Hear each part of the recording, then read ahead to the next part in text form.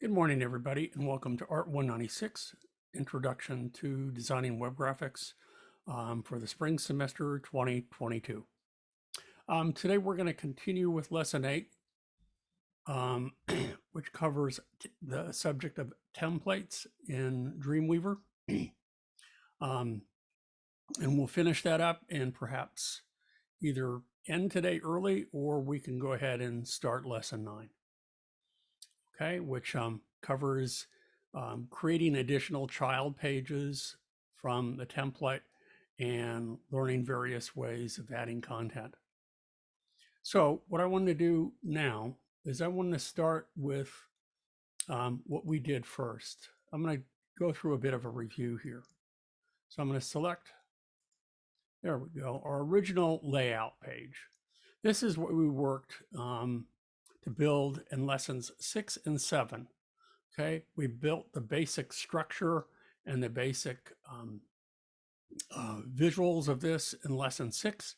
And then in lesson 7, what we did is we added to it so that media queries, so that when it was reduced, it was reviewed in a smaller screen size, it would reformat and it would update and it would look appropriate to it.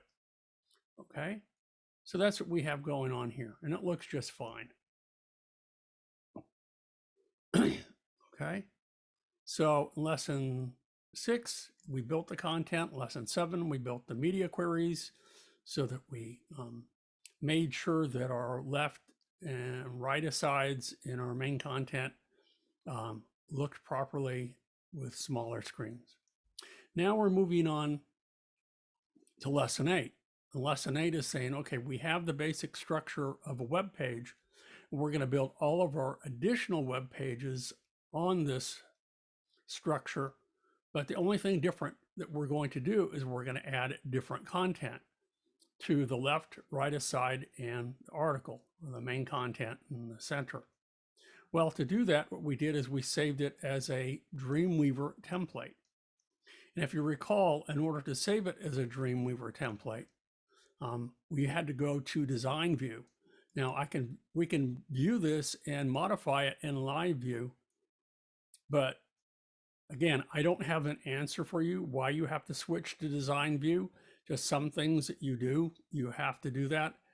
And sometimes when I forget, I just switch automatically and say, okay, now it's visible. Now I can see that. I have to switch to Design View in order to add or edit content in some fashion.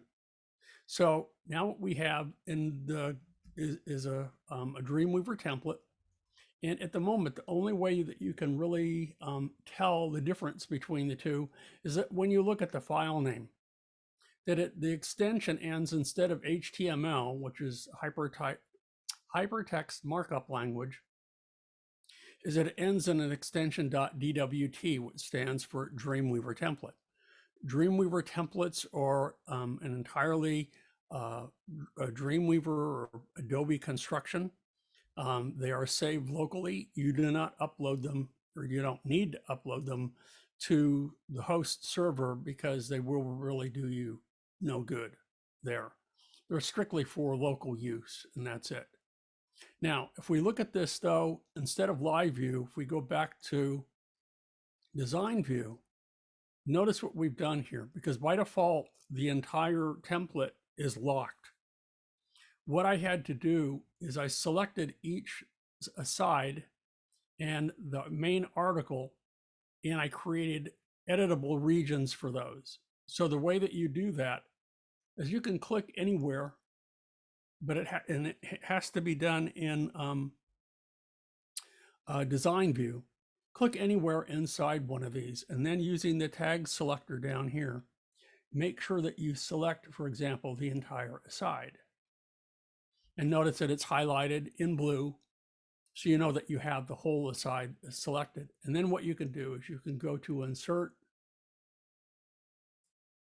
and you can go down to Template, and then you can say that what you want to do is you want to make an editable region right here. Okay.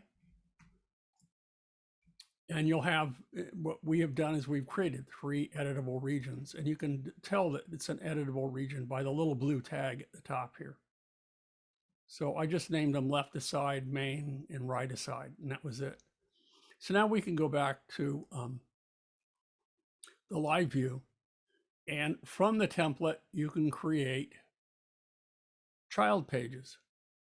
And that's what we did with our first About Us page that we'll get to in a minute.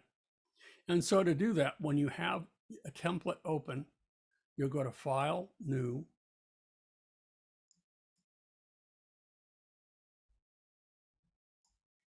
and what you will do is you're going to say that you want to create a new file based on a template that you have created. And this is the one that I created the other day. Click Create, and it will be now linked to that template. And if you make any changes to the template, it will prompt you that this page has been created, or these pages have been created from the template. Do you want to update them? And that, in a nutshell, is the advantage to using templates.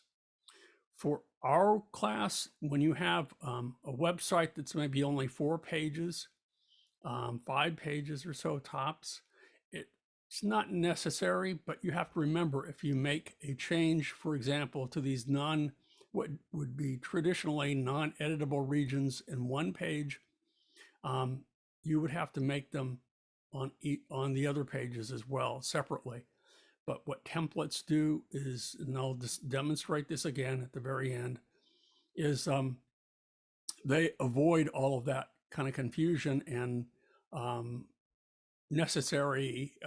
unnecessary extra work by allowing you to just make the change to the template and have it propagate to all of the child pages that were created from it. Okay, so that's how you create a new one. And it's based on that template. And remember, where templates are found is if I go to Files, and there is a template folder here, right here. That's our template folder. Okie doke. So let me go back to the CSS Designer. So where we were at on Tuesday is that we created an About Us page, okay, based on that template. And when you create a child page from a template, again, you begin to see in orange these little visible notations for editable regions. And so we can go ahead and we can edit and add content to each of them. And we did that in a variety of different ways. So one of the ways was opening up an HTML page. Okay, this is what we have here. Okay, and it's already been formatted for us. Now, if it wasn't formatted, you would have different issues. But if we look in here, and I'm going to go ahead and pull this up in so that in split view, so that we can see here what they've done.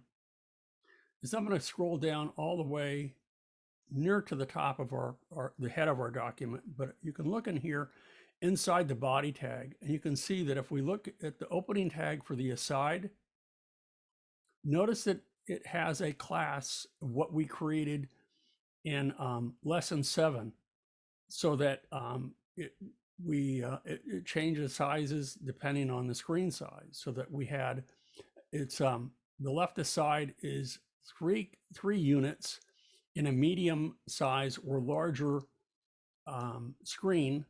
And in order to do that, you have to pull the 6 units over, because we want to make sure that the main content read first on the smaller screens. And then on a small screen, you'll notice that it's 4 units instead of 3, and to pull 8 units over, because it will be, again, we're resizing the columns for that. Then after the opening tag, we have 3 block quotes. And again, do you have to use a block quote? No, not necessarily. block quotes, what they're basically doing here in each of these lessons is they're introducing the different kinds of HTML syntax that are used, just as if you were taking an English class and you were learning the basics of writing prose. You know, where do you add capital letters? Where do you add periods? Where do you add semicolons? Where do you add colons? Where do you add question marks? And on and on and on. That's what we're doing here. So that just as in writing prose, when you mark up an HTML page, it has a basic structure and it has syntax or rules that you need to follow. So do you need a block quote? No. But if you do choose to use a block quote, then that's what you need to do. It's you have an opening and closing tag block quote. For the quote itself, it will be a paragraph tag. And for the author, it will be a cite tag. And the paragraph tag and the cite tag are contained within the block quote. So they've already structured the, like I said, they've already structured the aside. They've already structured the block quotes for us. So all I have to do is copy those block quotes. There we go, all the way to the end here. And I'm in code view, and you just go ahead and hit Command C to copy. And then you can go back to your page and you can click inside the editable region and paste, and it comes out perfectly. If it doesn't, you just simply need to go back into the code view and make the necessary changes. Check the opening, closing tags, and so on and so forth. So that's one way of doing it. The other way of doing it is what they did is they had us create the basic text, or that it was already created, because you can import text from, if you want to open it from a Word document or any other editing program. This is where we got this content down here. We put in about meridian green start by hand, and we put in the subhead by hand as well. But for the main content down here, we did it by just copying and pasting something that they've already provided for us. So for example, if I click in here and I hit the return key to go to a new paragraph, okay, let me go to a new paragraph down here. And let's say I was going to import more text and add to that. I could go ahead down here and I already have open, I have from text edit some basic text, and it's saved importantly in rich text format, an RTF file. And the only thing that they've really done in here by doing that is added the paragraph tags to this. And those paragraph tags will be translated correctly when we import it into our HTML page. So to bring this in, you just simply hit Command A to select all. It's highlighted in blue. Hit Command C to copy it. Now you can put it aside. Now watch what happens. If I click in here and I go in to edit this and I paste it, all of those paragraph tags are broken. So it doesn't work that way. And if that happens to you, and I forget from time to time, it's like, oh shoot, yeah, I can't do that. Just undo it. Command Z. And then what we can do is I can either do it from, live view, but not live view, but I have to do it from design view. So I'll go from design view. Again, my computer's starting to slow down a little bit. So I can click in here, and now I can go ahead and I can hit Command V. And notice that it kept all those paragraph breaks. That's what we want. So that really minimizes the amount of work involved. You keep the original paragraph breaks, And what it will do as soon as you bring it in as a paragraph, it will you'll see it if you've added any selectors, changed any of your styles to paragraph tags, it will conform to those changes that you've made. Okay, so I'm going to undo that because I don't need that extra stuff. The next step was adding pictures and quotes, or they're actually captions underneath that. So I'm going to go back to live view.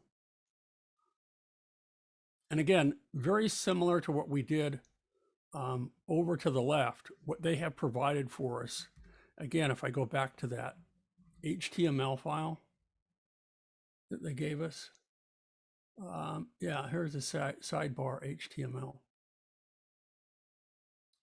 Okay, select that, make sure that it's visible.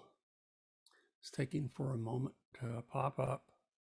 There we go. And so now what we want to do, and it's best to paste it in this in these images in code view.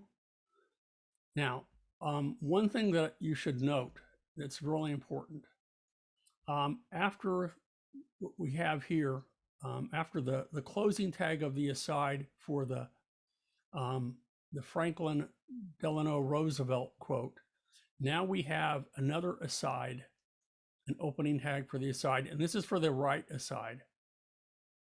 Notice what they've done, and this is important that you look at the code carefully, is that they've added two things. They've added a figure/image. They've also added the caption. Those two elements are contained within something called a section tag. And this is done pretty frequently, again, to isolate it a little bit, to make it easier to target and certain these regions, so that you can get even more specific in the kinds of appearance that you want to make. So what we're going to do, you can do it one at a time, or I just click and drag all of them and go all the way down here to the end of the section. Don't go all the way down to the aside, just go down to the closing tag for the section. So there's three sections, there's three photographs, there's three captions, and each of them are contained within a section tag. So I'm going to copy all of those. Okay, so they're all copied. Now I can go back to my About Us page, and I want to click in anywhere. I'm going to go ahead and go again from Live View. I'm going to switch to Design View, and I'm going to click in the right column here. And again, I want to make sure that, let's move this up a little bit so I can see.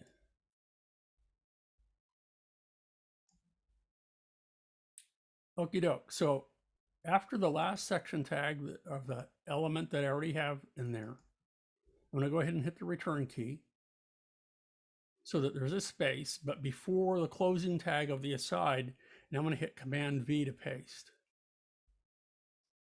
And now when I go back and I update this, you'll see that I have in here three more pictures. So let's go ahead and just view this in Live View. We scroll down, you can see I just repeated the pictures is all. So let me go ahead and move this down a little bit, scroll down. It's getting kind of sluggish now, so I don't know how much more we'll be able to do today. Come on. There we go. Yeah, so now I've just duplicated those. Now, I had already formatted this because when it comes in, so let me undo this. I don't want to add that change. We only want to work with the three photographs we have and the three captions. But we added in order to format the images properly, and in order to format the captions properly, so that they look nice, we need to add 2 more selectors to all of this. So there we go. It's just taking a few minutes for my screen to clear up. So if I click anywhere inside here, and to the right side, inside a caption or an image or whatever, it doesn't matter. And when I have my CSS designer visible, what I'm going to do is, since these new selectors that we're going to create are targeted to the right side or sidebar 2, I'm going to go ahead and show you what the finished ones look like. So I'm going to do a search, and I'm just going to put dot sidebar 2. Did I spell it right? Nope, I forgot the E. That's why it's not coming up. Side, oh, come on. Side bar 2. So these are all the selectors for sidebar 2. If you recall, we had some basic elements that we added for sidebar 2. We had some for sidebar 2 paragraph tags. We had them for H2 tags. And now what we're going to do for the fig and the figure caption, we're going to add selectors for that. So I'm going to go ahead and I'm going to get rid of these 2 and add them so that you can see what they've done. Because if I remove them, I'll go ahead and I'll remove each one. So this is for the image, and the other one will be for the caption. There you go. Notice how the images now are, the captions now are shoved over to the left. And when I get that, whoa. Let me go ahead and get rid of this one now. And when that happens, there we go. There, that's what I want you to see. This is what it should have looked like when I pasted them in. So we have a little bit more that we need to do to it. And this is really where we left off on Tuesday. We imported these images and captions, and now we need to add new selectors so that the images are properly centered, have the proper, have adequate padding, and then also make a selector for the captions so that they don't butt right up against the side of the side like the images do. We want them not centered, but we want a little bit of padding so that they sit over nicely. Okay, so what we're going to do is I'm going to go ahead and I'll start with the figures themselves. So generally when you add selectors, and it's not always the case, but it's in this particular case it works, is that you go from general to specific. We already have a class for the sidebar 2, so that's what we're going to start. So I'm going to go ahead and add a new selector. And you know that it wants to add one for figure image. And it's once, because I have it selected, it's already section figure image. So, but I need to be more specific. I want it to be dot sidebar 2 space. And then I want it to be section. So that goes to the wrapper, the section tag that wraps around both the image and the caption. And we want it to be figure so that it should enter I can't tell you exactly what figure means, but it refers to the image that we want to change. Now I hit the return key twice. Okay.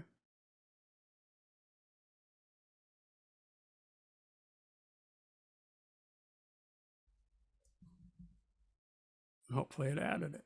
Did it? No, I didn't. So let me go ahead and let's remove this. And let's look at it again. So I want dot sidebar 2. No, it didn't do that. So, okay. Let's just undo that. I'm going to go ahead and add it again. So I have a new one here. So again, it starts with dot sidebar 2.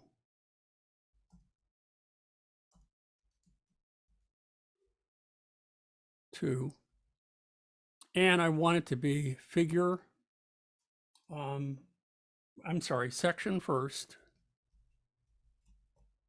Make sure that it's all spelled correctly. There's a space. And wait a minute. See, I have a space between sidebar and sidebar 2. That's incorrect. I just noticed that. So this selector would not work if I had that extra space in there. So, be careful with your spelling and your syntax. And it's very easy to make a mistake. So easy. So I have section. Now it's figure. Now image. IMG. Okay. So that should be correct. Now we just need to add a couple of, let's go ahead and add to green styles. And let's find it. So I have dot sidebar 2.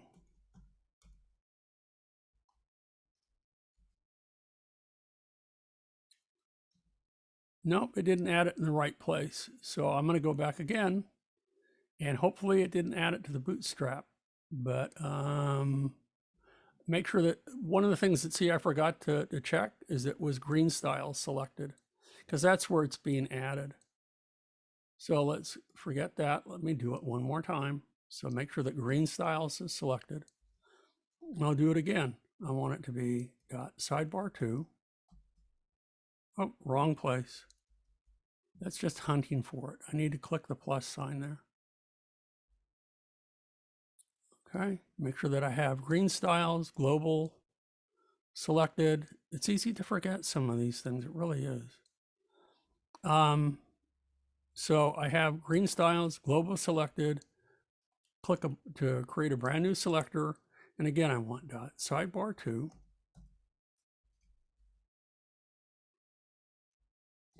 Space, section, space, figure, image. Hit the return key twice. And it should pop up. There we go. So now with this selected, it doesn't look like it's highlighting in blue, but hopefully it is. And now let's go ahead and see if we can't make some changes. The first thing that we want to do is change the margins to the image itself. So we're just going to use shorthand. We want 0 pixels at the top and 0 at the bottom, but we want it to be automatically centered. So we put auto to the left and the right. So I'm going to put 0 pixels.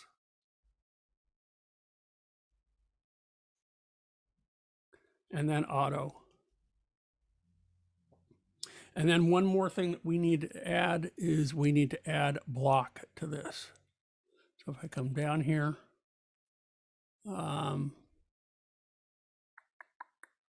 display, it's under display, and I want it to be block. Let's see if it goes.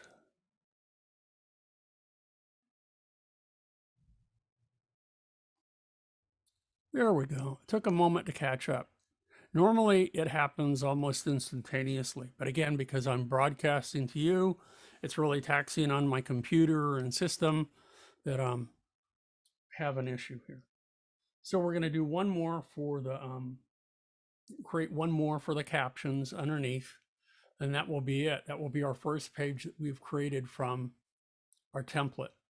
And I think what we're going to do today, we'll just cut it short, and next Tuesday we'll start lesson 9. Okay, so one more that we want to add.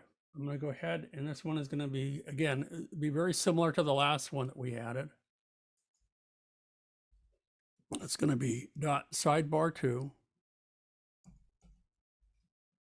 And again, the reason for the dot, the period in front of sidebar is because that's what you do with a class. And if you review chapter 3 on CSS and look at the how we work with cascading style sheets and add specificity, classes or a particular kind of specificity. And they always, when you create a class, it always starts with a period. Okay, so sidebar 2, space, section, space.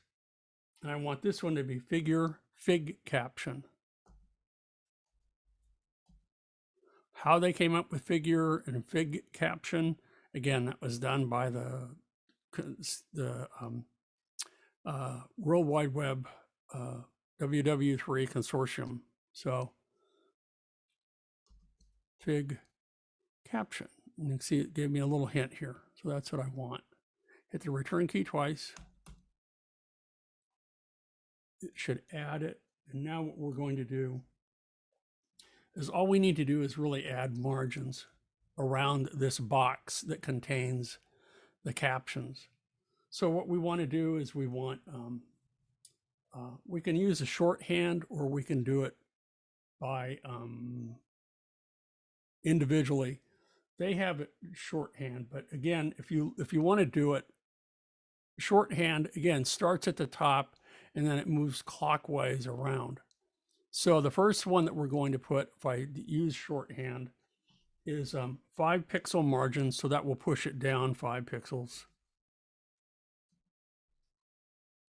And put a space there. And then left and right, or left is going to, or right is going to be 10 pixels.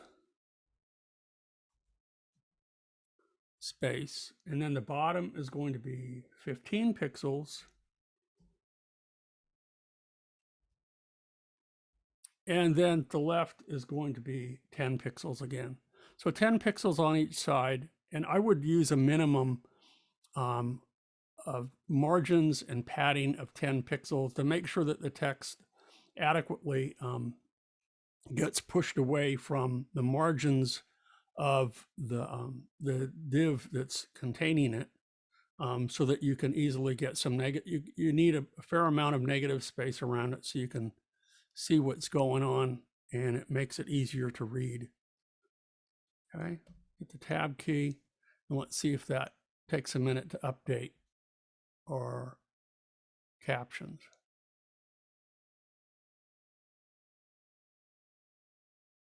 There we go. So now it's working properly.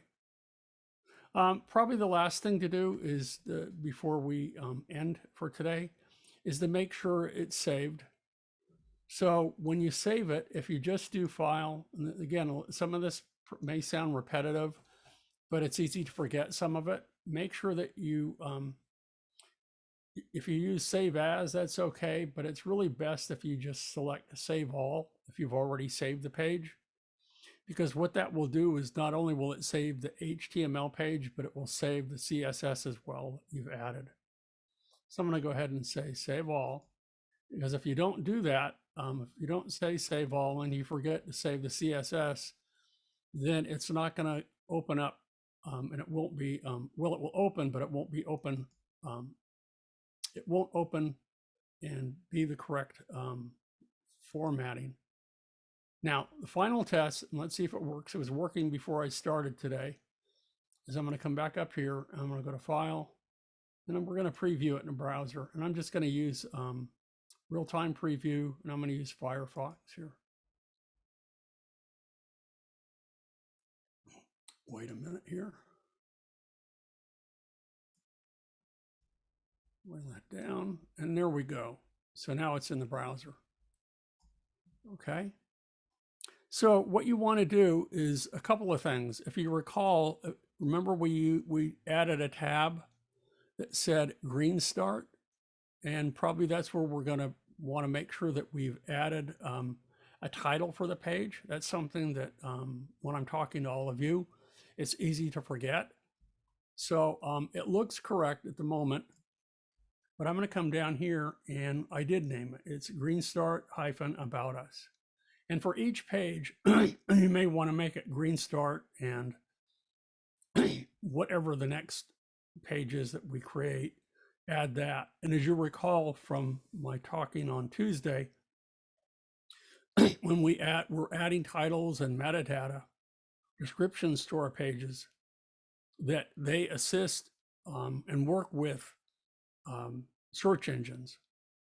That a search engine, if you start the title of a page with something very specific, there's a better chance that it will come up higher in the ranking than if we were to just put, this is my homepage, or if I were to just put about us, because there are thousands, if not millions, of about us pages. So it's not gonna, there isn't anything that's unique to it. But if you start the title of the page, maybe with the name of your company or the website or something like that, that will assist in getting you a higher ranking when you do a search. Okay, so it's all saved. We have our title working. Let's go ahead and look at this again. I want to see split view here. And I want to check and see if I can't work on the description from here. And if I can't, then that means because it is in the head of the document, it is locked. So I'm going to scroll up. And notice how it's all kind of a light, kind of bluish green. That means that it's all locked. It's all, you know. So the title we can change. If I look down here and let's see if we have, because this is, here's the description for the meta name, but we can't change that here. Okay, but that's something in the template you would want to add. And that would be it's a basic description of your entire website, not an individual page. Okay, so let's go back to our live view. And that's really all I wanted to cover today. I want to make sure that you understand the function, how to create templates. Any page can be generated and turned into a template. There will be some features that we will be working with later this semester. And what we're going to have to do is detach the page from the template in order to work, for example, when we want to make changes, significant changes, a drop down, for example, to our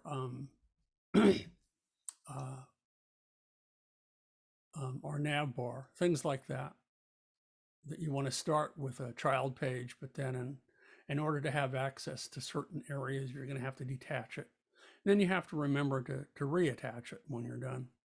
So it can get a little confusing. It can also get a little tricky at times. That, as I said, if you just make a space where there isn't one.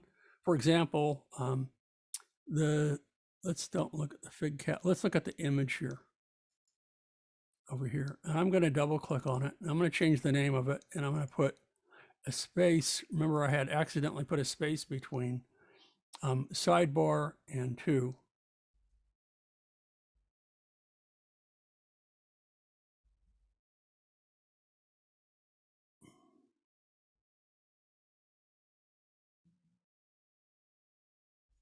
Let's see if it changes it.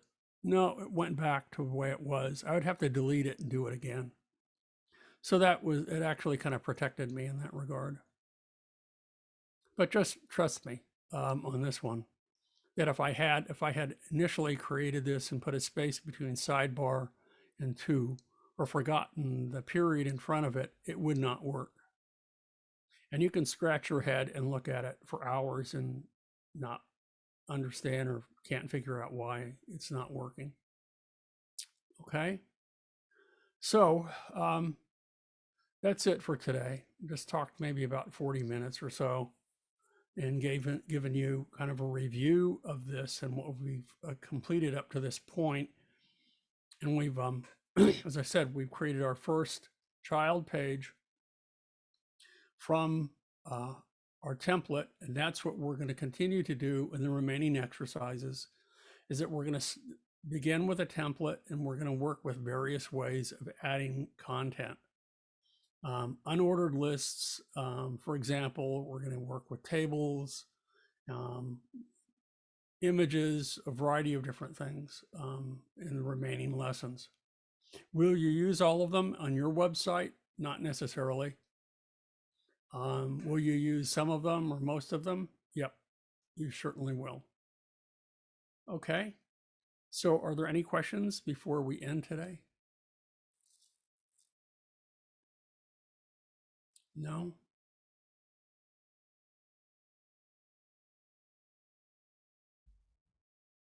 No questions?